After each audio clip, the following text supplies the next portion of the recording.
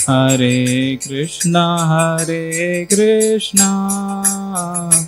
कृष्णा कृष्णा हरे हरे, हरे राम राम राम हरे हरे।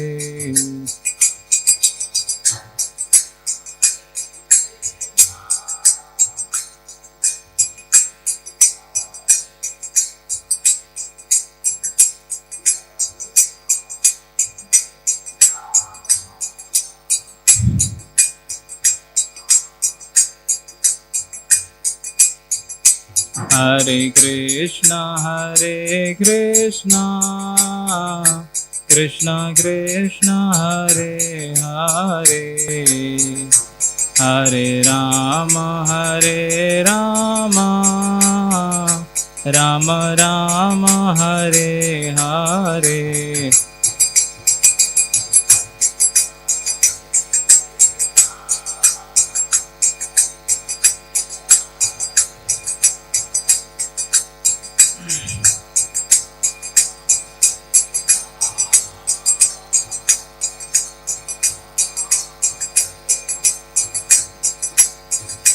जय राधा राधिका रमण, राधा राधिका रमण राधे।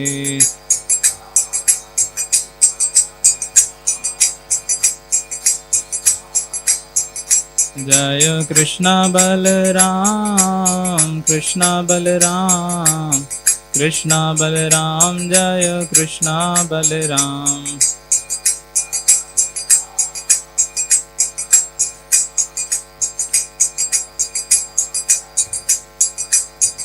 जय गौरनीताय गौरनीताय गौरनीताय, जय गौरनीताय।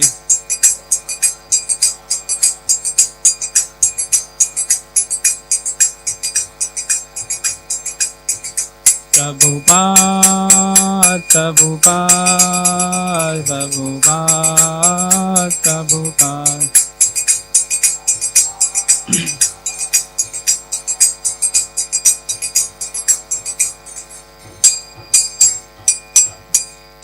जय ओं विष्णुपाद परमहंस परिव्राजकाचार्य अष्टोदर्शद श्री श्रीमद् डिवाइन ग्रेस अभय चरणारविंद भक्ति वेदांत स्वामी श्रील प्रभुपाद की जय ओं विष्णुपाद परमहंस परिव्राजकाचार्य अष्टोदर्शद श्री श्रीमद् श्रील भक्ति सिद्धांत सरस्वती ठाकुर प्रभुपाद महाराज की, साक्षात वैराग्य श्रील गौर किशोर दास बाबा जी महाराज की, सच्चिदानंद श्रील भक्ति विनोद ठाकुर की, वैष्णव सार्वभौम श्री जगन्नाथ दास बाबा जी महाराज की, प्रेम से कहिए श्री कृष्ण चैतन्य प्रभु नित्यानंद श्री अद्वैत गदाधर श्रीवासादि गौर भक्त वृंद की, श्री श्री राधा कृष्ण गो गोपीनाथ श्याम कुंड राधा कुंड गिरी गोवर्धन की, गंगा माई यमुना माई की जय, भक्ति देवी तुलसी महारानी की जय, सामवेद गौर भक्त वृंद की जय, निताय गौर प्रेमानंदे।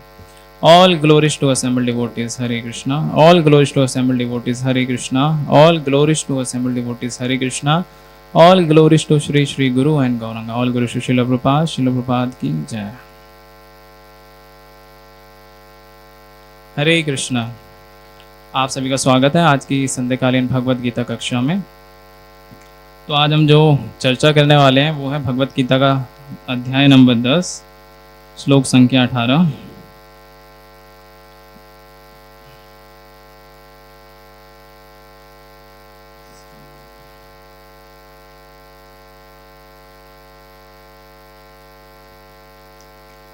विस्तारेणात्मना योगम्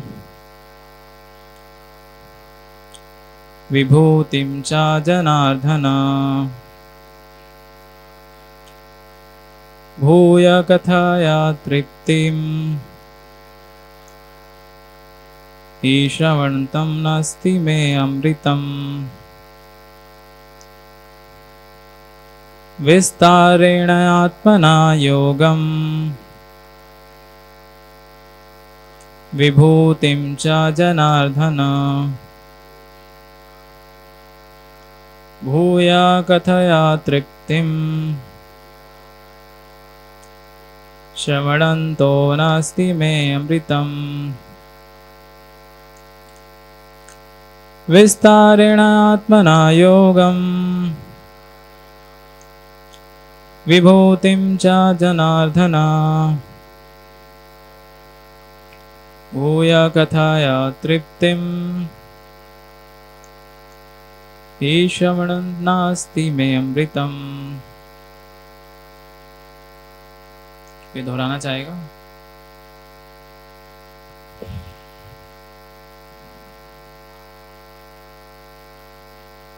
विस्तारेणात्मना योगम् विभूति च जनार्दन भूय कथाया तृप्तिम् शमणो नमस्ति मे अमृतम्। और कोई? धन्यवाद। शब्दार्थ अनुवाद तात्पर्य शिल प्रभुपाद द्वारा। शिल प्रभुपाद की जय। विस्तारेणा विस्तार से, आत्मना अपनी, योगम योग शक्ति, विभूतिम ऐश्वर्य को, च भी जनार्दना हे नास्तिकों का वध करने वाले, भूया फिर, कथाया कहे, तृप्तिम तुष्टि, ही निश्चय ही, श्रवणता सुनते ही, नास्ति नहीं है, मैं मेरी, अमृतम अमृत को। अनुवाद। हे जनार्दन, आप पुनः विस्तार से अपने ऐश्वर्य तथा योग शक्ति का वर्णन करें। मैं आपके विषय में सुनकर कभी तृप्त नहीं होता हूँ, क्योंकि जितना ही आपके विषय में सुनता हूँ उतना ही आपके शब्द अमृत को चखना चाहता हूँ। तात्पर्य। इसी प्रकार का निवेदन नैमिषारण्य के शौनक आदि ऋषियों ने सूत गोस्वामी से किया था।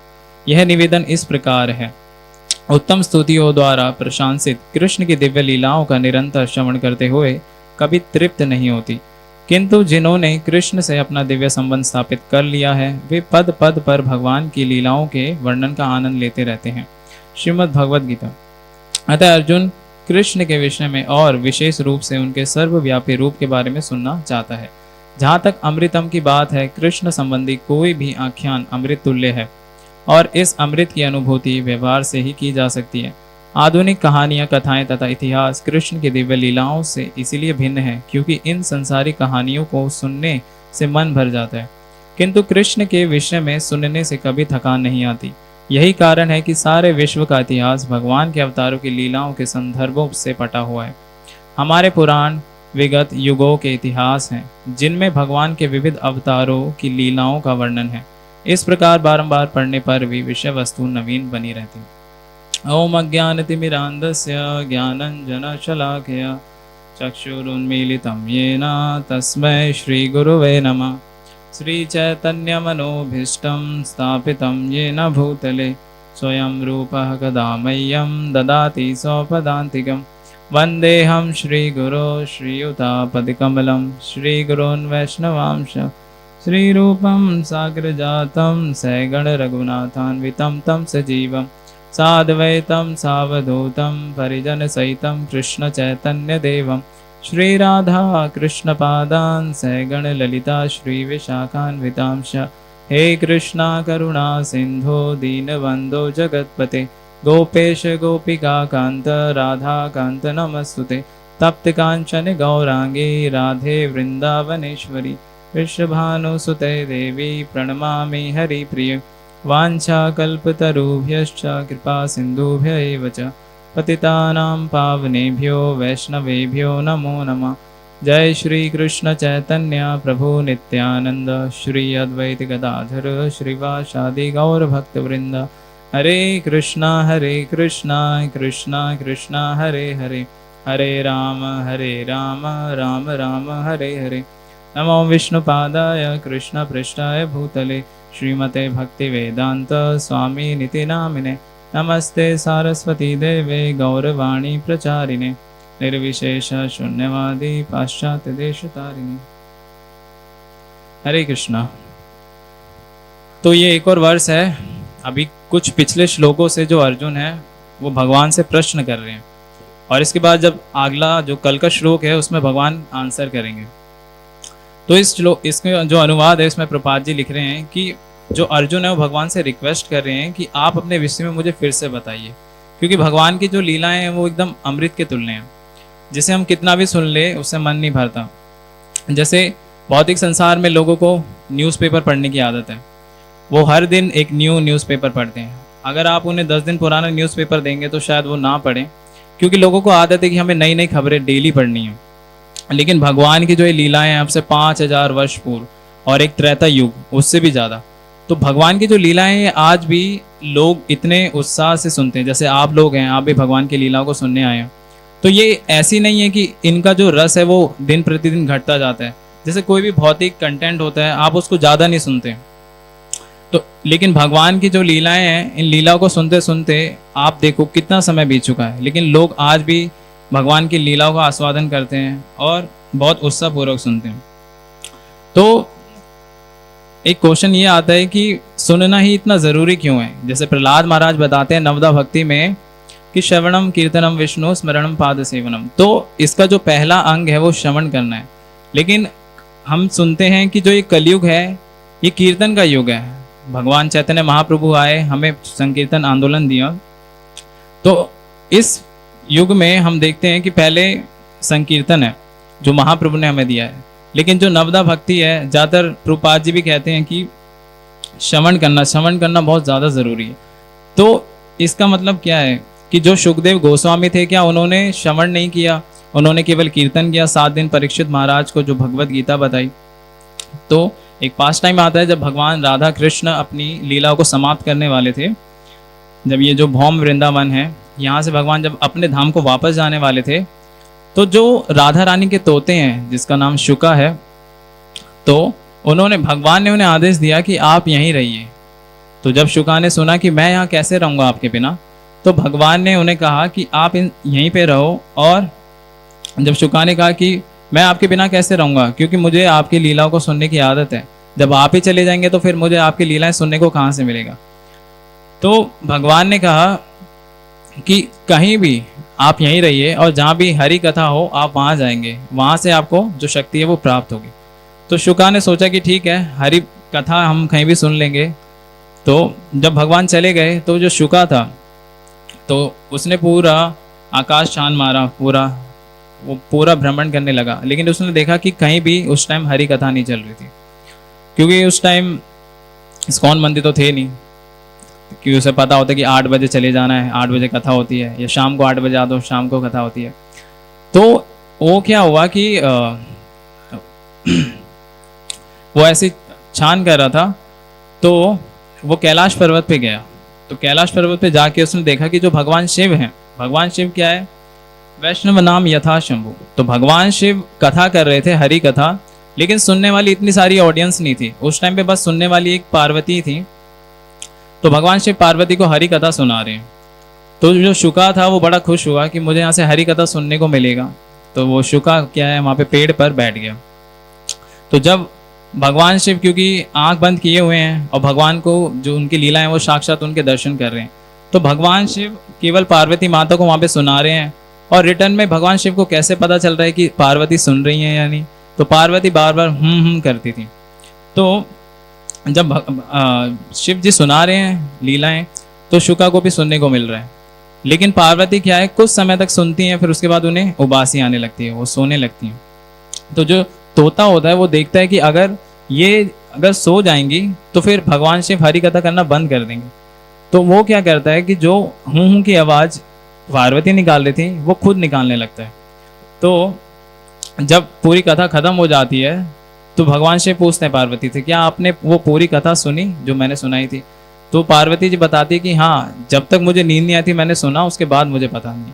तो भगवान शिव बोलते हैं कि ऐसा कैसे हो सकता है, लेकिन लास्ट तक तो तुमने हाँ हाँ किया था, मैं सुनाया जा रहा था, तो किसने सुना? तो भगवान शिव जब देखते हैं कि पेड़ पर एक शुका बैठा हुआ है, तो शिव जी क्या है, समझ जाते हैं कि ये जो पूरी भागवत कथा है, हरि कथा है, ये तोते ने सुन ली है। तो शिव जी क्या है, उसके पीछे त्रिशूल लेके भागते हैं, क्योंकि ये जो भागवत कथा है ये हम आम लोगों के लिए बिल्कुल भी नहीं है, ये सब परमहंसों के लिए है। इसका जो श्रवण करते हैं वो परमहंस करते हैं। लेकिन प्रभुपाद जी की कृपा से आज हम सभी लोग यहाँ पे इन कथाओं का श्रवण कर पा रहे हैं बहुत ईजी वे में। तो जब शिव जी उस तोते के पीछे भागते हैं त्रिशूल लेके, तो वो तोता क्या अपनी जान बचाने के लिए बहुत दूर इधर उधर भागता है। तो वो जाता है बद्री का आश्रम। तो बद्री का आश्रम में देखता है कि जो सुखदेव व्यास देव हैं वो अपनी पत्नी को हरि कथा सुना रहे हैं। तो जो व्यास देव की पत्नी है वो भी सोने वाले जो पहले लक्षण होते हैं उबासी, तो वो बस उबासी लेती हैं। तो वो तोता क्या करता है कि उनके जाके मुंह में घुस जाते हैं वो। जय श्री श्री राधा राधिकारम कृष्ण बलराम गौर निताय जगन्नाथ बलदेव सुभद्रा महारानी की जय। तो जब वो उनके मुख में घुस जाता है तो फिर क्या, वो 16 साल तक उनके उदर में ही रहता है। तो 16 साल बाद वो कौन होते हैं? सुखदेव गोस्वामी। वो जो राधा रानी का तोता है वही सुखदेव गोस्वामी के रूप में जन्म लेते हैं। तो एक सेकंड थॉट इसमें आता है कि जब प्रहलाद महाराज थे, तो प्रहलाद महाराज जब उनका जन्म नहीं हुआ था, जब हिरण्यकाशिपु तपस्या करने गया, तो जो उनकी माता थी कयादु वो अकेली थी। तो जो इंद्र देव थे, सारे देवताएं थे, उन्होंने क्या है इसका फायदा उठाया। उन्होंने सोचा कि ये जो हिरण्यकाशिपु की पत्नी है गर्भवती है, और जो इसके पेट में संतान है वो भी हिरण्यकाशिपु की है। तो जब हिरण्यकाशिपु इतना अत्यायी है या इतना दुराचारी है, तो इसका जो बेटा है वो भी ऐसा ही होगा, शत्रु होगा। तो वो क्या है, उनकी माता को घसीट कर लेके जाने लगे। और जब लेके जाने लगे तो रास्ते में उन्हें क्या है, नारद मुनि मिले। तो नारद मुनि ने देखा कि ये किस प्रकार एक स्त्री को ऐसे लेकर जा रहे हैं जो देवी देवता हैं, और वो क्या है, वो भी गर्भवती हैं। तो वो नारद मुनि क्या बोलते हैं कि आप नहीं जानते कि इनके गर्भ में कौन है, इनके घर में साक्षात हरि के भक्त हैं। तो जैसे सारे देवता सुनते हैं कि इसके जो घर में वो हरि के भक्त हैं, जो कि प्रहलाद महाराज थे बाद में, तो वो सभी क्या है उनको छोड़ते हैं और उनकी परिक्रमा करके उनको प्रणाम करते हैं, दंडवत। तो जब प्रहलाद महाराज, जब उनके जो पिताजी हैं, जब प्रहलाद महाराज स्कूल जाया करते थे, तो हिरण्यकाशिपु ने उनसे पूछा करते थे कि आज तुमने क्या सुना। तो जब वो बताते थे भगवान की नवदा भक्ति के बारे में, तो उन्हें बड़ा आश्चर्य होता था हिरण्यकाशिपु को कि ऐसी कौन सी चीज़ है, या हमारे यहाँ पे ऐसा कौन है जो हरि भक्त का प्रचार कर रहे हैं। तो जब हिरण्यकाशिपु क्या है, जब उनसे पूछा करते थे, तो प्रहलाद महाराज भी उनसे डरा नहीं करते थे। क्यों? क्योंकि भगवान की शरण उन्होंने ली हुई थी। तो इसी तरह जो भगवान की कथाएं हैं, जब हम भगवान की कथाओं को सुनते हैं तो इससे क्या है, हमारी 3 चीज़ें दूर होती हैं, शोक, मोह और भय। आज के टाइम में हर किसी को यही है, शोक भी है, मोह भी है, भय भी है। तो शोक कैसा है कि आज का शोक उसको खुद का नहीं है, औरों का है, कि मेरे पड़ोसी के पास क्यों इतना ज़्यादा है, मेरे पास इतना ज़्यादा क्यों नहीं है। तो एक बार एक व्यक्ति प्रार्थना करता है अपनी इच्छाओं को लेकर भगवान से। तो भगवान जब प्रकट होते हैं तो वो पूछता है, वो भगवान से प्रार्थना करता है कि भगवान मेरी इच्छाओं को पूरा कर दीजिए भौतिक। तो भगवान क्योंकि पहले से ही जानते थे कि इसकी क्या इच्छा है, तो भगवान पहले कहते हैं कि मेरी कंडीशन है कि जो मैं तुम्हें दूंगा उससे डबल मैं तुम्हारे पड़ोसियों को दूंगा। तो जब वो पहले अपनी इच्छाएं मांगते हैं कि भगवान मेरे पास एक गाड़ी हो, तो पड़ोसियों के पास 2 गाड़ी हो जाती हैं। तो जब वो कहता है कि भगवान अब मेरे पास बहुत पैसा भी होना चाहिए, तो पड़ोसियों के पास और डबल हो जाता है। तो वो ये देखता है कि मतलब सारी तपस्याएं मेरी हैं, सारा एफर्ट मेरा है, लेकिन इसका बेनिफिट दुगना मिल रहा है मेरे पड़ोसियों को। तो वो जो होता है वो भगवान से कहता है कि भगवान मेरी आप एक आंख फोड़ दीजिए, तो इससे क्या होगा, बदले में पड़ोसियों की दोनों आंखें फोड़ जाएंगी।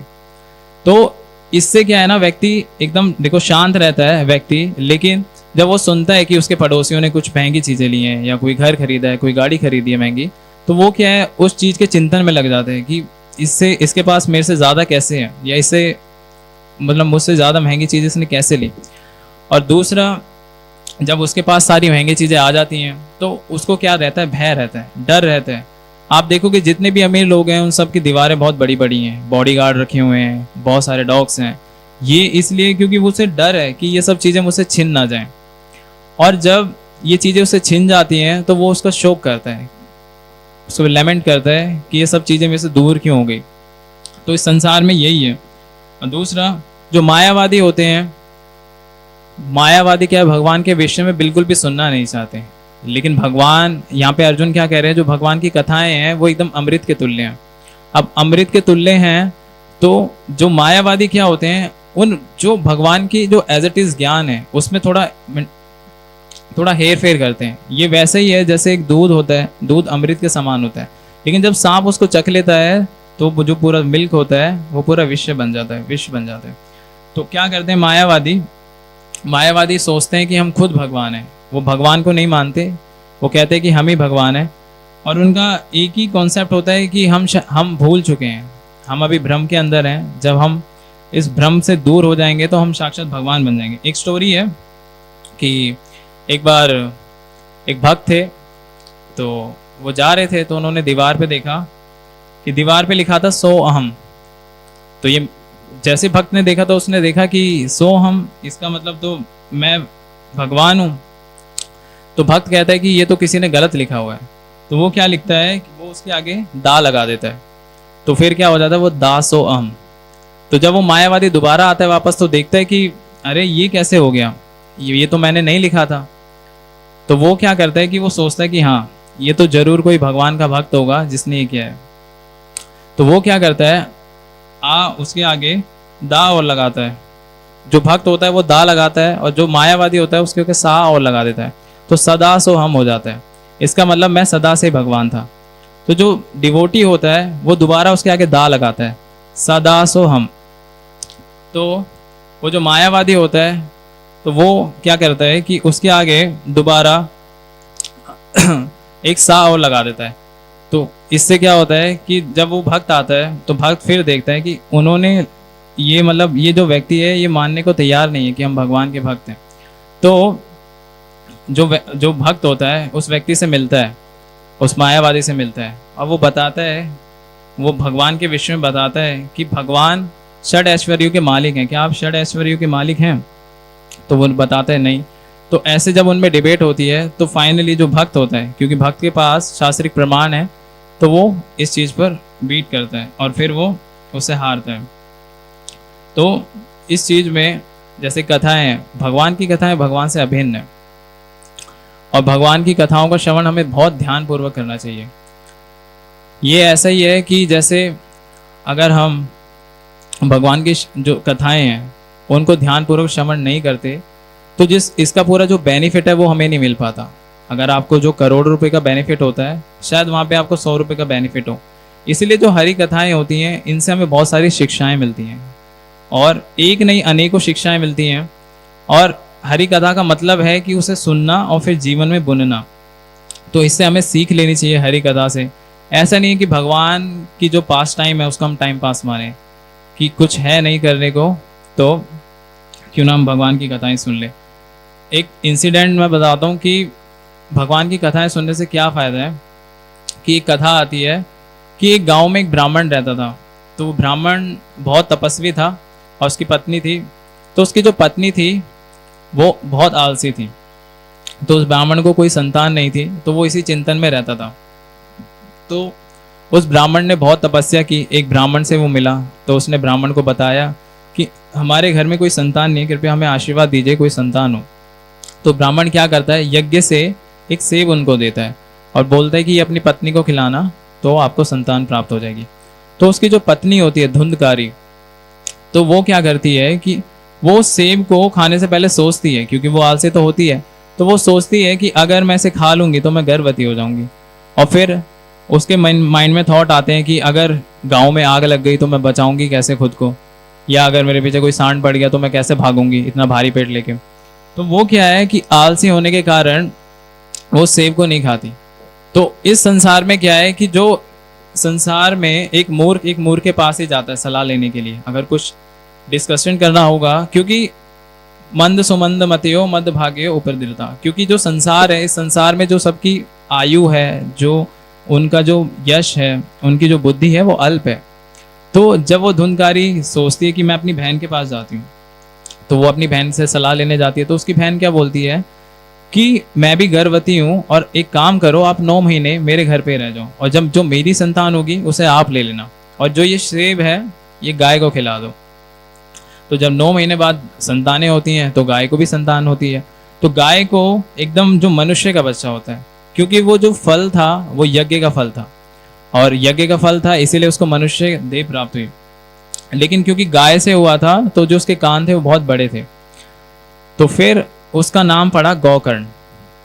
और जो उसकी बहन थी उसको जो संतान हुई, तो संतान होने से क्या है कि बहुत अशुभ लक्षण दिखने लगे। जैसे हिरण्यकशिपु हुआ था तो बहुत अशुभ लक्षण दिख रहे थे।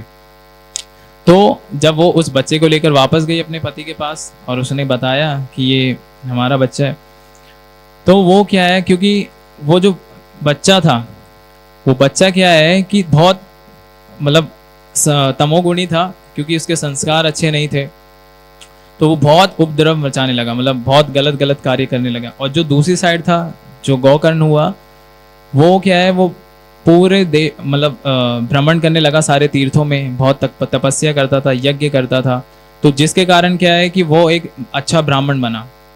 और दूसरी तरफ तो जब उस धुंधकारी, जो उस माता का जो बच्चा था, उसका भी धुंधकारी नाम था, तो उसने जब विवाह किया, तो विवाह से पहले जो उसकी पत्नियां थी, तो उनकी पत्नियों ने काफी सोचा कि इनसे विवाह करना है या नहीं, लेकिन जबरदस्ती जब उनका विवाह हुआ, तो वो जो उसके माता पिता थे वो पहले ही जा चुके थे। तो जब उसकी पत्नियों ने देखा कि ये जो हमारा पति है, ये राजा को कर भी नहीं देता है और हमेशा सभी गलत एक्टिविटीज करता रहता है, सभी को तंग करता है, तो हो सकता है कि कल को राजा इसे आके मार दे। तो इससे पहले क्या है, क्योंकि इसके माता पिता तो पहले ही मर चुके हैं, तो वो क्या करते हैं, उनकी जो पत्नियां होती हैं वो उसको गरम गरम कोयले देते हैं और उसको मार देती है। तो इससे क्या होता है, जब ऐसा होता है, तो क्योंकि शरीर उसने जबरदस्ती छोड़ा, क्योंकि एक सुसाइड हुआ था, तो फिर क्या होता है कि जो उसकी आत्मा है वो भटकती है, वो एक राक्षस बनती है, क्योंकि सभी गलत कार्य किए थे। तो फिर क्या है, वो ऐसे भटकने के कारण एक दिन जो जो गौकर्ण होता है, जो ब्राह्मण यज्ञ के फल से जो प्राप्त होता था, तो वो उनके पीछे जाता है। और जब वो गौकर्ण देखते हैं कि मुझे ऐसा लगता है कि मेरा कोई पीछा कर रहा है, तो वो क्या है, अपने जो कुमुंडल होता है जो उनके हाथ में, उससे वो थोड़ा मंत्र करके पानी फेंकते हैं, तो उनको वो दिखाई देता है। तो फिर वो उनको बताते हैं कि मैं तुम्हारा भाई हूँ, और क्योंकि मेरी पत्नियों ने मुझे मार दिया है, इसलिए मुझे गति प्राप्त नहीं हो रही है, ना मुझे कोई शरीर मिल रहा है, मैं ऐसे भटक रहा हूँ, तो प्लीज़ मेरी सहायता करो। तो जो गौकर्ण होते हैं वो देखते हैं कि ये मेरा भाई है और मुझे इसकी सहायता करनी चाहिए, तो वो क्या है, उनके लिए सारी तपस्याएं करते हैं, सारे यज्ञ करते हैं, लेकिन तो भी उनको गति नहीं मिलती। तो फिर क्या करते हैं, वो एक ब्राह्मण के पास जाते हैं और कहते हैं कि मेरे भाई को गति नहीं मिल रही, बताइए मुझे क्या करना चाहिए। तो जो ब्राह्मण होता है, वो ब्राह्मण उन्हें बताता है कि आपको हरि कथा करनी चाहिए 7 दिन की। तो जब पूरा गांव सभी बैठकर हरि कथा करता है, तो जो जो आत्मा होती है उसकी, तो उसको कहाँ पे शरण दी जाती है, उसको एक बांस का पेड़ होता है, बैम्बू, उसके अंदर शरण दी जाती है, क्योंकि शरीर तो था नहीं उसके पास। तो जैसे जैसे एक एक दिन घटता जाता है भागवतम का, तो वो जो बांस की जो शेल्स होते हैं वो एक एक करके फटते जाते हैं। तो जब 7 दिन कंप्लीट हो जाते हैं, तो 7 दिन कंप्लीट होने पे क्या है, वैकुंठ से एक विमान आता है और वो विमान उस आत्मा को लेके जाने लगता है। तो जैसे ही देखते हैं गौकर्ण और पूरे गांव वाले कि ये विमान केवल इन्हीं को लेके जा रहा है, तो वो उनको रोकते हैं और जो विष्णु दूत होते हैं उनसे पूछते हैं कि आप केवल इनको क्यों लेके जा रहे हैं, क्योंकि हरि कथा तो हम सभी ने बैठ के यहाँ पे सुनी है, पूरे गाँव ने सुनी है। तो वो बताते हैं कि जिस भाव में इस जीवात्मा ने हरि कथा सुनी है, वो शायद आपने नहीं सुनी, क्योंकि इस जीवात्मा ने इस हरि कथा को ही सब कुछ माना। इसने ये माना कि ये जो हरि कथा है, ये ही मेरा सब कुछ है, यही मेरा उद्धार कर सकती है।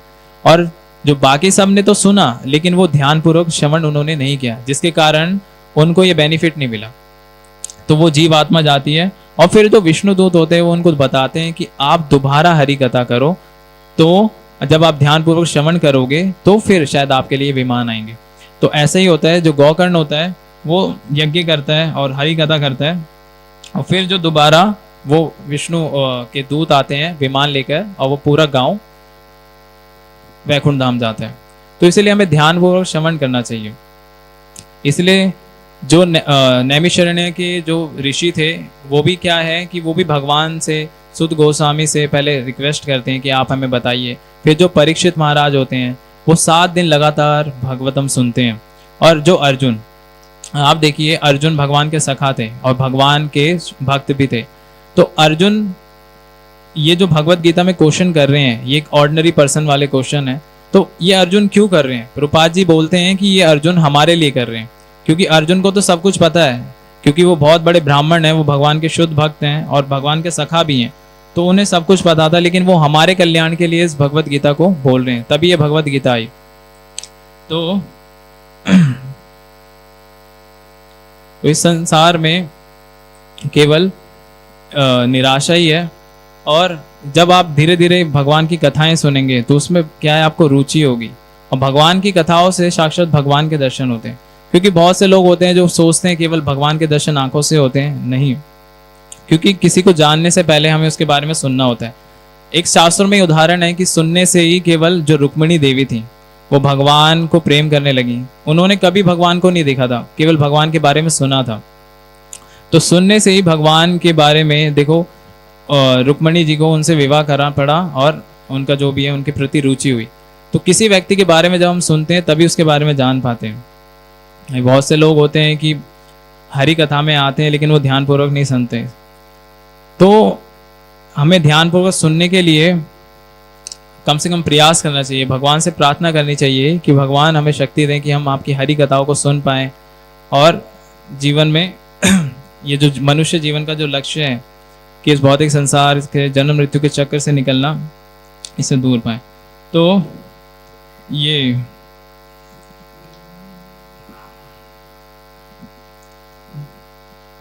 इसमें एक और आता है कि इस संसार में जो जितने भी भौतिक विषय हैं, एक इंसिडेंट है कि मैं बताता हूँ कि एक डिवोटी थे।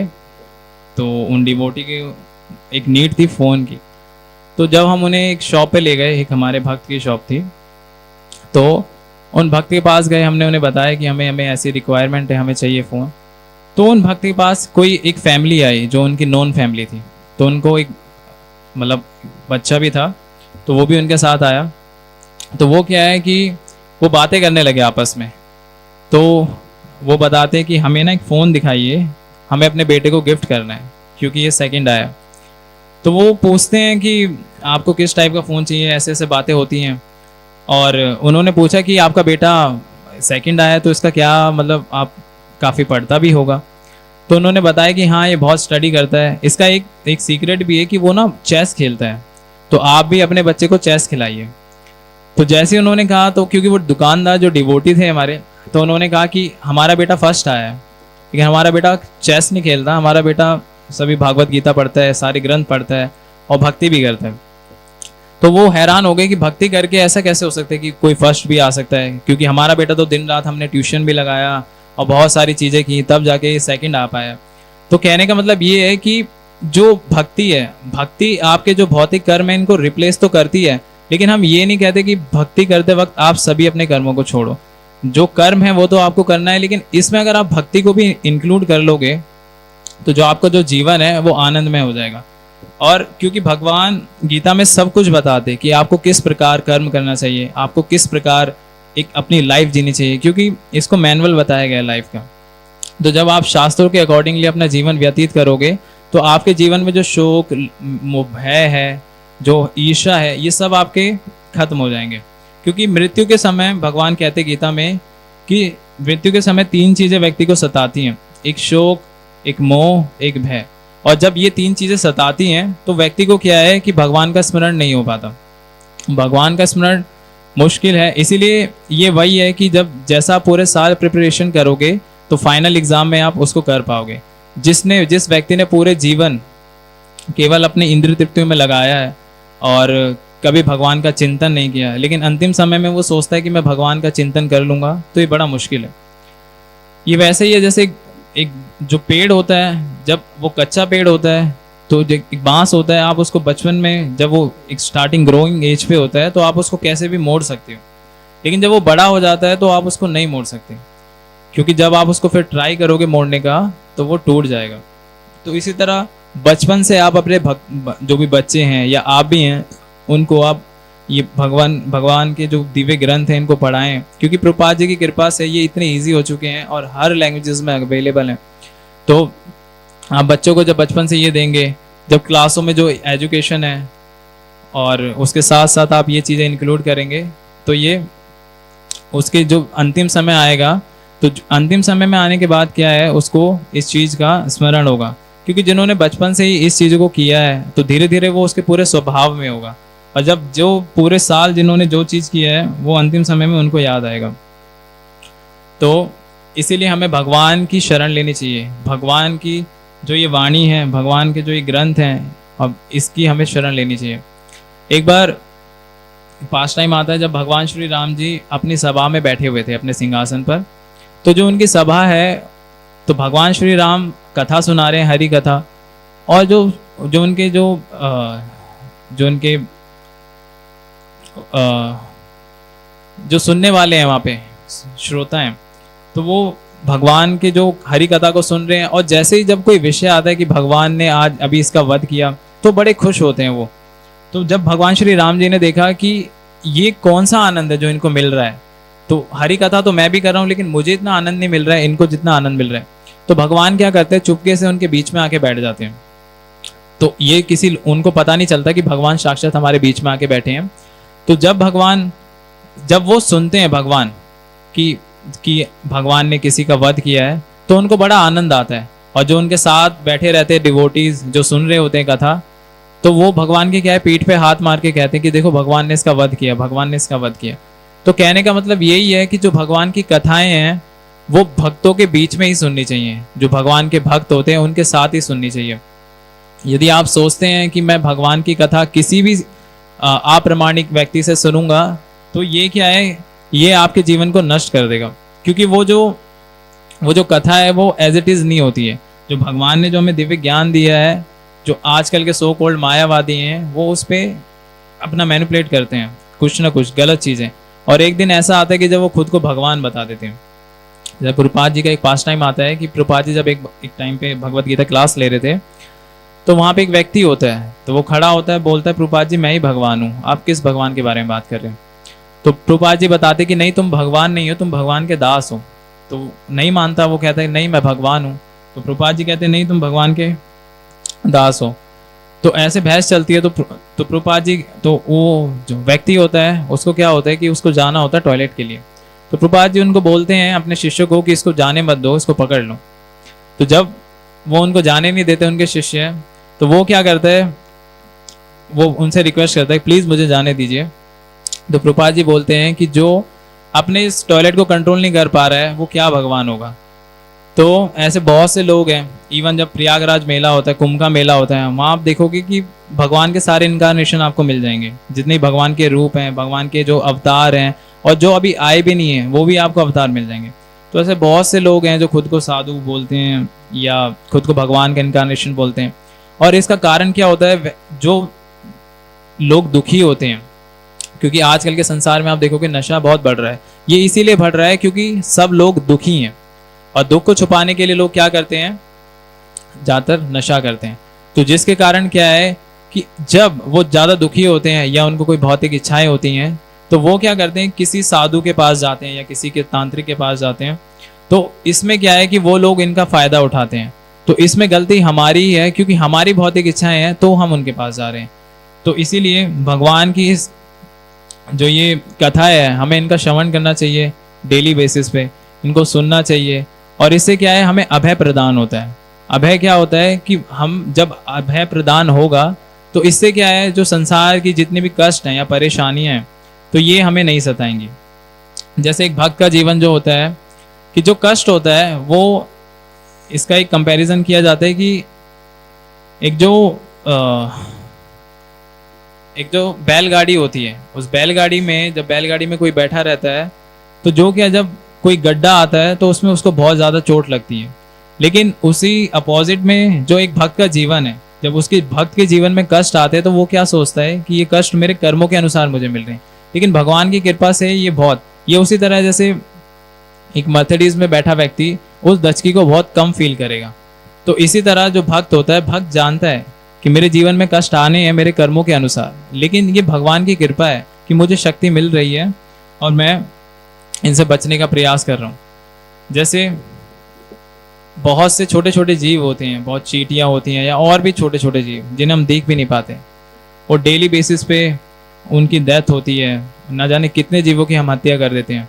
तो ऐसे जीव सोचो 84 लाख योनियाँ हैं, और 84 लाख योनियों में वो वेट करते हैं कब हमें ये मनुष्य जीवन मिलेगा, और इस मनुष्य जीवन में भी कब हमें हरि भक्ति मिलेगी और भक्तों का संग मिलेगा। ऐसा वेट करते करते तब जाके, जैसे तिरुपति होता है, जो तिरुपति बालाजी हैं, वहाँ पे बहुत भीड़ रहती है। वहाँ पे जो भक्त हैं उनको कम से कम 6 7 घंटे लगते हैं, इवन 12 घंटे भी लगते हैं भगवान के दर्शन के लिए। और दर्शन भी कितने होते हैं, केवल कुछ सेकंड के लिए। तो लेकिन जो वीआईपी लोग होते हैं, वीआईपी लोगों को क्या करते हैं कि बीच से ही पहले दर्शन मिल जाते हैं रोक के। तो इसी तरह जो जीव है, ये जो 84 लाख योनियां हैं, इसमें क्या है, भ्रमण चल रहा है और कब मनुष्य जीवन प्राप्त होगा। लेकिन भगवान इतने कृपालु हैं, भगवान क्या करते हैं कि वो जो बीच की लाइनें ब्रेक करके ये मनुष्य जीवन हमें देते हैं, ताकि इस मनुष्य जीवन में जो इनकी कॉन्शियसनेस है, इससे ये मेरे शास्त्र को पढ़ सकें और मेरे पास वापस आ सकें। तो लेकिन जो व्यक्ति होता है वो क्या करता है, वो इतना मूर्ख है कि जब भगवान उसे बीच की लाइन से शॉर्टकट दे रहे हैं, लेकिन वो फिर भी घूम के पीछे लग जाता है। क्यों? क्योंकि उसकी भौतिक इच्छाएं हैं, वो छोड़ना ही नहीं चाहता इस भौतिक संसार को। वो सोचता है कि इतनी सारी चीज़ें मैंने एकत्रित की हैं, इतनी सारी चीज़ें, मेरा घर, मेरा परिवार, मेरे बच्चे, मेरा घर, मेरी गाड़ी, बंगला, ये सब मैं कैसे छोड़ दूँ। तो जीव क्या सोचता है कि मैं शाश्वत रहना चाहता हूँ, और पूरे जीवन भर वो इतनी सारी प्लानिंग करता है, लेकिन वो एक प्लानिंग नहीं करता मृत्यु की, क्योंकि जो कि जीवन का अंतिम समय है जिसको सभी को फेस करना ही है।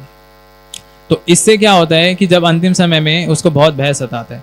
इसलिए भगवान इतने कृपालु हैं कि ये मनुष्य जीवन हमें दिया है, सोचो। और प्रभुपाद जी बताते हैं कि यहाँ पे जितने भी लोग जो हरि कथा सुनने आते हैं, उनका जो जीवन है ये बहुत ज़्यादा फॉर्चुनेट है, क्योंकि उनको ये जो सौभाग्य है, आप देखो कि पूरे संसार में कितने लोग हैं, लेकिन उनमें से बहुत अल्प मात्र ही लोग हैं जो भगवान की कथाओं को सुनने के लिए आते हैं। तो आप जो लोग हैं, कोई आम इंसान नहीं है, न जाने कितने जन्मों में आपने पुण्य एकत्रित किए हैं, तब जाके आपको भगवान की कथा सुनने का अवसर मिल रहा है। वरना आज के समय में आप देखो इतनी सारी फैसिलिटीज़ हैं कि लोग पूरी तरह से भूल चुके हैं भगवान को, और आने वाले टाइम में आप देखोगे कि वो तो प्रचार है, वरना लोग टोटली भगवान को भूल चुके हैं। लेकिन क्योंकि ये भारतवर्ष है, और भारतवर्ष में क्या है कि ये भक्ति का क्षेत्र है, तो यहाँ पे भक्तों की कृपा से हमें भक्ति प्राप्त हो रही है, और हमें इसका पूरा फायदा उठाना चाहिए। क्योंकि भक्ति विनोद ठाकुर जी अपने कीर्तन में गाते हैं कि मनुष्य जीवन पाइया, राधा कृष्ण ना भजिया, जानिया छोड़िया विष खाइनु। तो बताते हैं अपने परबट में कि जब जिसको ये मनुष्य देह मिली है, जो कि इतनी इंपॉर्टेंट है, लेकिन इस देह का भी वो क्या कर रहा है, खाने पीने में, सोने में, डिफेंस करने में, इस चीज़ों में ही लगा रहा है। तो ये कार्य तो सारे जानवर भी कर रहे हैं। आप देखो, एक अजगर है, एक सांप होता है अजगर, उसको वो क्या है, अजगर पूरे जीवन भर सोते ही रहता है, वो इधर उधर कभी जाता नहीं है खाने वगैरह के लिए। लेकिन भगवान ने जब उसे जन्म दिया है तो उसके लिए भी इस चीज़ की फैसिलिटी की है कि उसको भरपूर मात्रा में भोजन मिले। तो जो भोजन होता है वो उसको अपने आप ही प्राप्त हो जाता है। तो इसी तरह मनुष्य सोचता है कि भगवान की भक्ति क्यों करनी है, और भगवान की भक्ति से मुझे क्या मिलने वाला है। और जब भगवान की भक्ति नहीं करते, जब उसके जीवन में थोड़ा बहुत सुख आता है तो वो भगवान को भूल जाता है, और जब भी कष्ट होते हैं तो धीरे धीरे वो भगवान के पास आता है। और ऐसी स्थिति में ही वो भगवान के पास आता है जब उसके जीवन में कष्ट होते हैं, और जब सुखी होने पर वो भगवान को साक्षात भूल जाता है। तो इसीलिए एक कवि ने कहा है कि जब सुख में भी आप भगवान को भजोगे तो फिर दुख आपके जीवन में नहीं आएंगे, और आएंगे भी तो वो आपको दुख के समान नहीं लगेंगे। तो इसी तरह भगवान ने ये जितने भी सारे ग्रंथ दिए, इनमें बहुत सारी शिक्षाएं हैं, और इन शिक्षाओं का हमें पालन करना चाहिए, साधु का संग करना चाहिए, भगवान की कथाएं सुननी चाहिए। जैसे मॉर्निंग में भागवतम कथा होती है, तो जो भक्त है वो भक्त आता है मॉर्निंग में कथा सुनने, इसलिए क्योंकि वो अभी जा रहा है, जो उसकी मटेरियल ड्यूटीज़ हैं, वो माया के चंगुल में जा रहा है, माया के बीच डीलिंग्स करनी है, जो भी लोग हैं उनके साथ डीलिंग्स करनी है, इसीलिए वो प्रिपेयर होता है, वो भगवान की कथा सुन के जाता है। और जब आता भी है तो शाम को भगवान की भगवत गीता कथा होती है, उसको भी सुनने आता है, क्योंकि कैसे लोगों से उसकी डीलिंग्स हुई है, और जो उसकी चेतना है वो बहुत प्रभावित होती है। जब वो भगवान के बीच आता है, भगवान के भक्तों के बीच आता है, भगवान की कथाएं सुनता है, तो उसकी जो चेतना है वो शुद्ध होती है। तो इसीलिए भगवान ने कहा है कि मनुष्य भारत भूमि ते पाइला जन्म मनुष्य जन्म यार, जन्म सार्थक करी करी परोपकार, कि भारत भूमि पे जिस जिसका मनुष्य का जन्म हुआ है उसको अपना जो जीवन है वो सार्थक करना चाहिए। देखो, भगवान ने हमें सारे ग्रंथ दिए हैं, इवन जो हमारे आचार्य हैं उन्होंने इतने सुंदर तरीके से इसको रिप्रेजेंट किया है कि आज हर कोई इसे सुन सकता है, हर कोई इसे खुद भी रीड कर सकता है। लेकिन जो पहले के समय में ये जो ग्रंथ थे ये बहुत मुश्किल से प्राप्त होते थे, न जाने लोग कितनी सालों की तपस्या करते थे तब जाके उन्हें ये ज्ञान प्राप्त होता था। लेकिन आज के समय में ये इजीली अवेलेबल है, तो क्यों हम इसका फ़ायदा ना उठाएं। तो अपने जीवन में केवल आप कुछ समय भगवान की सेवा में दें, भगवान की कथाएं सुने और भगवान के नाम का जप करें, तो ये थोड़ी सी चीजें करने पर ही क्या है कि जो आपके जीवन की सभी समस्याएं हैं वो धीरे धीरे समाधान होगी। क्योंकि भगवान कहते हैं कि जो मेरे भक्त के पास नहीं होता है या जो मेरे भक्त के पास है मैं उसकी रक्षा करता हूँ, और जो मेरे भक्त के पास नहीं है मैं उसे खुद प्रदान करता हूँ। और भगवान गीता में भी कहते हैं कि मैं उसे खुद बुद्धि प्रदान करता हूँ ताकि वो मुझ तक आए। और जब ऐसे होगा तो भगवान कहते हैं ब्रह्मभूत प्रसन्न आत्मा ना सोचती ना कांक्षति। तो जब आत्मा परमात्मा की सेवा में लगता है तो उसे क्या है, एक आनंद प्राप्त होता है। क्योंकि भगवान का जो रूप है वो सच्चिद आनंद है, सच चित आनंद। तो जो भगवान है वो सत है, और भगवान सत हैं जो सदा रहते हैं, जो कभी विनष्ट नहीं होते। और जो जीव आत्मा है क्योंकि वो भगवान का अंश है तो उसका भी यही है, वो भी सत्य है और चिन्ह है। भगवान हमेशा आनंद में रहते हैं, और जो जीव आत्मा है वो भी आनंद में रहता है क्योंकि उसने शरीर को अपना मान लिया है। तो इस शरीर से जो रिलेटेड जो प्रॉब्लम्स है वो उसको फेस कर रहा है। लेकिन जब वो धीरे धीरे भगवान के ज्ञान को सुनेगा, भगवान के इस ज्ञान को पढ़ेगा, तो उसे पता चलेगा कि मैं ये शरीर नहीं हूँ, मैं केवल एक आत्मा हूँ। और जिन चीज़ों को लेके मैं इतना लेमेंट कर रहा हूँ वो एक्चुअली मेरे सब कर्मों के अनुसार है। अगर आपके कर्म में यहाँ पे लिखा है कि आपको एक थप्पड़ पड़ेगा तो वो पड़ेगा, लेकिन अब बदले में आप उस थप्पड़ के बदले उसको दोबारा थप्पड़ मारते हो, तो ये क्या है, आपका एक और कर्म बन चुका है जो नेक्स्ट जीवन का है। इसलिए भगवान ने गीता में भी कहा है कि जो भी आप करो वो मुझे प्रदान करो। यद करोषि यद अश्विनासी यद जुहोसि ददासि यद तपस्यसि कौन्तेय मत तत्कुरुष मद अर्पणम। मतलब भगवान कह रहे हैं कि आप जो भी करो मुझे प्रणाम करो, मुझे अर्पित करो, जो भी आप कर्म कर रहे हो वो मुझे करते हुए करो। तो इससे क्या है कि जब हम भगवान को, क्योंकि आप कोई भी यज्ञ होता है, भगवान कहते हैं भोक्ता राम यज्ञ तपसाम, कि सारे जो भी यज्ञ हैं उसका भोक्ता राम कौन है, मैं ही हूँ। और जितनी भी सारी फैसिलिटीज हैं ये भगवान की दी हुई हैं। तो अगर हम भोक्ता राम नहीं है, हम उपभोक्ता हैं, तो भगवान इतनी सारी फैसिलिटीज देते हैं हमें, इन सब का हम उपभोग करते हैं, लेकिन भगवान को प्रदान करते हुए। भगवान गीता में कहते हैं ना, पत्रम पुष्पम फलम तोयम। तो भगवान ने बताया है कि आप मुझे पत्र दे सकते हो, पत्ते दे सकते हो, या थोड़ा सा पानी दे सकते हो, या फूल फल ये मेरे को अर्पित कर सकते हो। तो इतनी मतलब छोटी सी चीजें हैं, हम भगवान को बस कुछ भी भोग लगा के खा सकते हैं। तो इससे क्या है, जो कर्म बंधन है ना, हम उसमें नहीं फंसेंगे, क्योंकि भगवान उसको एक्सेप्ट करते हैं और रिटर्न में अपना जो एक उच्चिष्ट है वो हमें प्रदान करते हैं। तो जो उस चीज का कर्म होता है वो हमें नहीं लगता। लेकिन अगर हम भगवान को बिना कर्म किए, बिना अर्पित किए कुछ भी हम अपने लिए इंद्रिय तृप्ति में इस्तेमाल करते हैं, तो वो क्या है, वो हमारे दुख का कारण बनता है। तो इसी तरह जब हम भगवान को सारी चीजें अर्पित करते हैं तो भगवान बहुत प्रसन्न होते हैं। और भगवान के लिए भगवान हमेशा चिंतन यही करते हैं कि भक्त की सेवा कैसे हो। और भगवान कहते हैं गीता में भी कि सर्वधर्मान परित्यजा मामेकम शरणं व्रज। जब भगवान गीता में बहुत जगह बोलते हैं कि जो मेरी शरण में आता है मैं उसकी रक्षा करता हूँ। इवन एक पास्ट टाइम में भगवान रामचंद्र जब वनवास जा रखे हैं, तो जब जंगलों में चल रहे हैं तो भगवान नंगे पैर हैं और भगवान के पैरों में कांटे चुभे हुए हैं। तो जब लक्ष्मण जी देखते हैं कि भगवान के चरणों में कांटे, इतने कोमल चरण है भगवान के, तो वो रिक्वेस्ट करते हैं सीता माता से कि आप जब भगवान के चरण दबाएंगी तो आप उन्हें निकालिए। लेकिन जब ऐसा सीता माता करती हैं तो भगवान उन्हें मना करते हैं।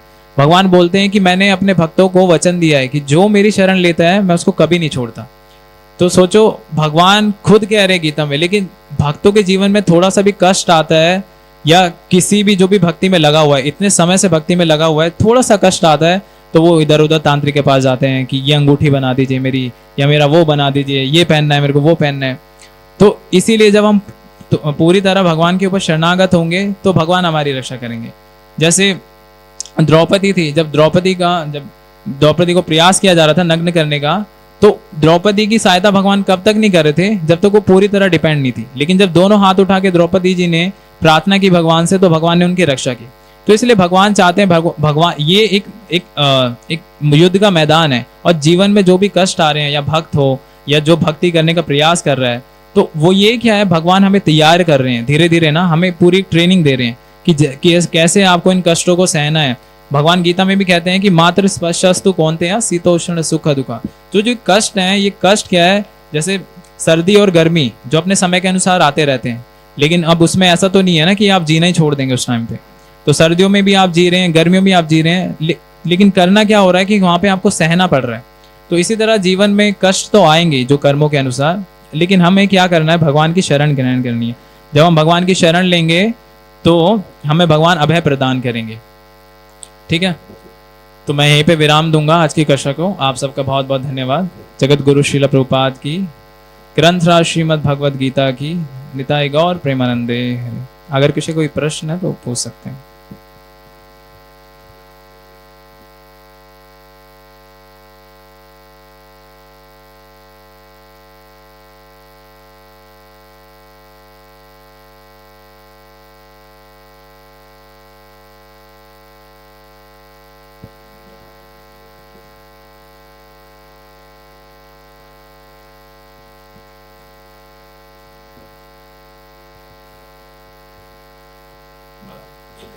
हाँ, प्रभु जी का एक क्वेश्चन है कि जो आत्मा है वो इधर मतलब एक देह से दूसरी देह में जाती है, लेकिन जो पितर है वो उनको तंग करते हैं। इसका कारण ये है कि आज के मॉडर्न टाइम में क्या हो गया, जो एक रिचुअल्स होता है पिंडदान करना, वो आज के टाइम में लोगों को आता नहीं है करना। तो वो क्या करते हैं कि वो 13 दिन तक जो सेरेमनी होती है, तो 13 दिन तक जो सोल होती है वो उस घर में ही रहती है। तो 13 दिन तक क्या है, हम उनको लैंप ऑफर करते हैं, एक दिया ऑफर करते हैं और कुछ पिंडदान भी देते हैं। लेकिन समय के साथ क्या है, जो न्यू जनरेशन है वो इस चीज़ को भूल चुकी है।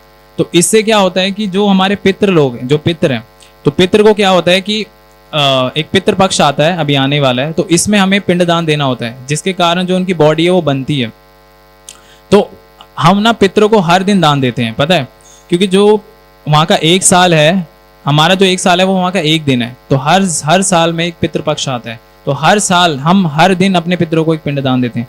लेकिन जो पिंडदान नहीं देता, क्योंकि अब आज के समय में लोगों के पास समय नहीं है, तो उससे क्या होता है, वो जो जीव आत्मा होती है, अब वो जीव आत्मा हमें भी नहीं पता है कि उसको शरीर मिला है या नहीं मिला है। तो वो क्या है कि जब शरीर छोड़ता है व्यक्ति, तो एक जैसे वेटिंग एरिया होता है, तो वहाँ पे भी एक वेटिंग एरिया है। अब वो तब तक है जब तक उसका जो पूरा जो हिसाब किताब है वो कंप्लीट नहीं हो जाता, तब तक उसे वेट करना पड़ता है एक बॉडी का। तब तक क्या है, वो एक ब्रह्म राक्षस की बॉडी में रहती है आत्मा। और जिनको अपने पितरों से ज़्यादा प्रेम होता है, तो वो क्या करते हैं, कुछ अपने पितरों की फोटो भी रखते हैं, अपने शॉप में हो गया या अपने घर में हो गया लैमिनेशन, और वो उसको काफ़ी लोग तो उसकी पूजा भी करते हैं। अब इससे क्या होता है कि जो जीव आत्मा है वो देखती रहती है कि जो मेरे परिजन हैं वो मेरे लिए बहुत शोक करते हैं, बहुत दुखी रहते हैं। तो इससे क्या है, उसको बड़ी दिक्कत होती है, जो आगे बॉडी ट्रांसफर करने में बड़ी दिक्कत होती है। तो इसी कारण क्या होता है, जब उसके जो परिवार वाले होते हैं, जो फैमिली होती है, वो जब उसको मिस करती है, याद करती है, तो वो क्या है, फिर वापस उसकी फैमिली में आते हैं।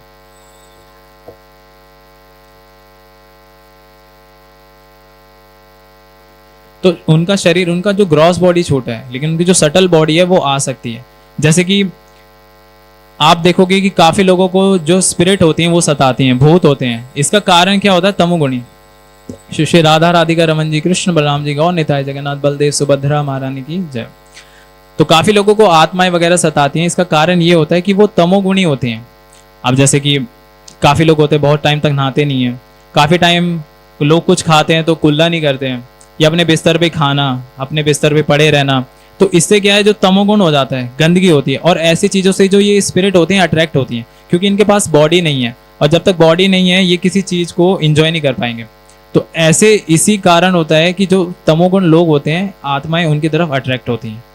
तो इसी तरह जो ये पितृजन होते हैं, जब आप इनको ज़्यादा याद करते हो या इनकी पूजा करते हो, तो भगवान कहते हैं ना, यान्ति देवव्रता देवान पितृ यान्ति पितृपिता भूतानि यान्ति भूतिज्या।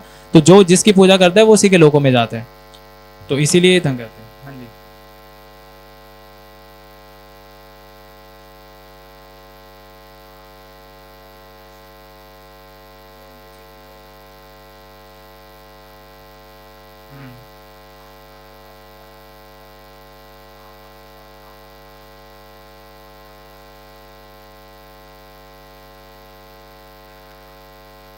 आपका क्वेश्चन क्या है?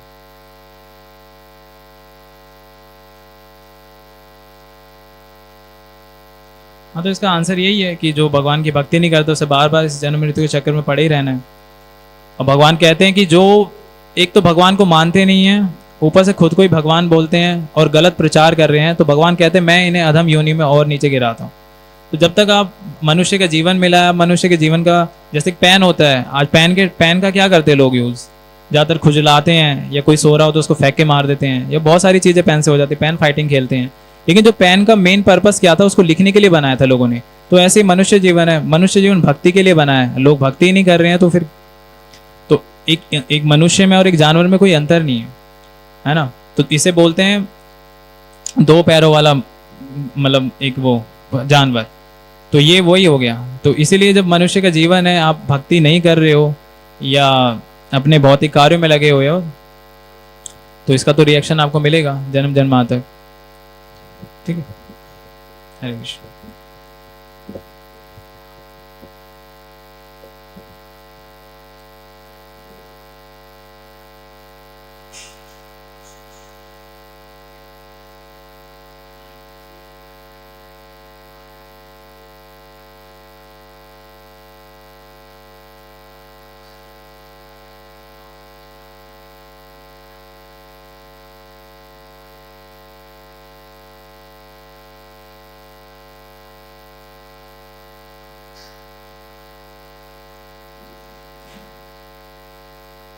जो ये कथाएं हैं, आपका एग्जैक्टली क्वेश्चन क्या? मतलब ये जो विषय है परमहंसों के लिए है। हाँ, यस।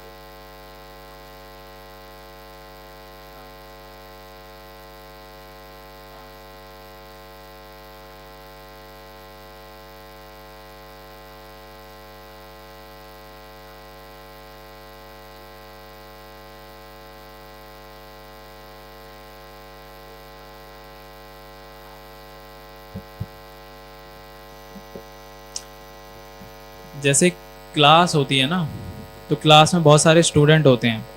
अब हर किसी स्टूडेंट का जो इंटरेस्ट है वो अलग अलग सब्जेक्ट्स में होता है। किसी को मैथ पसंद है, किसी को साइंस पसंद है, या किसी को हिंदी इंग्लिश। तो इसमें क्या होता है कि इसी के अकॉर्डिंगली जो टीचर होता है वो उसको गाइड करता है। किसी को अगर हिंदी पढ़नी है तो ज़्यादातर वो जो स्टूडेंट होता है वो ऐसे लोगों के प्रति अट्रैक्ट होता है, या टीचर होती है जो हिंदी वाली, वो उन्हीं से क्वेश्चन करते हैं। तो ऐसे बहुत से पुराण हैं, और जो पुराण है वो हमारे नेचर के अकॉर्डिंगली बनाए गए हैं, सतोगुण, रजोगुण, तमोगुण। तो जो आपका एक क्वेश्चन है कि ये जो परमहंसों के लिए है जो मैंने बताया, तो हमारे शास्त्रों में इसीलिए बताया गया है कि जो जिस टाइप की जिनका नेचर होता है वो व्यक्ति उसी टाइप के ग्रंथों को पढ़ते हैं। जैसे कुछ लोग होते हैं, हर कोई भक्ति योग नहीं करता आज के टाइम में, कुछ लोग कर्म कांड भी करते हैं अपनी इच्छाओं को पूरा करने के लिए, कुछ लोग ध्यान योग करते हैं, कुछ लोग ज्ञान योग करते हैं। तो जैसा जिसका स्वभाव है वो उसी के हिसाब से करते हैं। तो इसीलिए जो ये हम जो भागवतम पढ़ रहे हैं आज के समय में, ये परमहंसों के लिए ही था, लेकिन प्रभुपाद जी की कृपा से, क्योंकि कलयुग में ये सब संभव ही नहीं है, कोई है ही नहीं परमहंस, तो इसीलिए आज के समय में प्रभुपाद जी ने हमें जो ये बहुत सारी चीजें ब्रेक की प्रभुपाद जी ने हमारे लिए। क्योंकि पहले के टाइम में 64 माला थी, प्रभुपाद जी ने देखते हुए हमारे, क्योंकि हम 64 माला नहीं कर पाते, 16 राउंड्स कर दिए।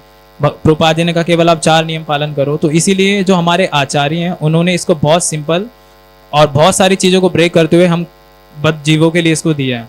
तो इसीलिए हम भी इसको सुन सकते हैं, हमें सेम वही बेनिफिट मिलेगा जो सतयुग में, त्रेता युग, द्वापर युग में जो परमहंस सुनते थे।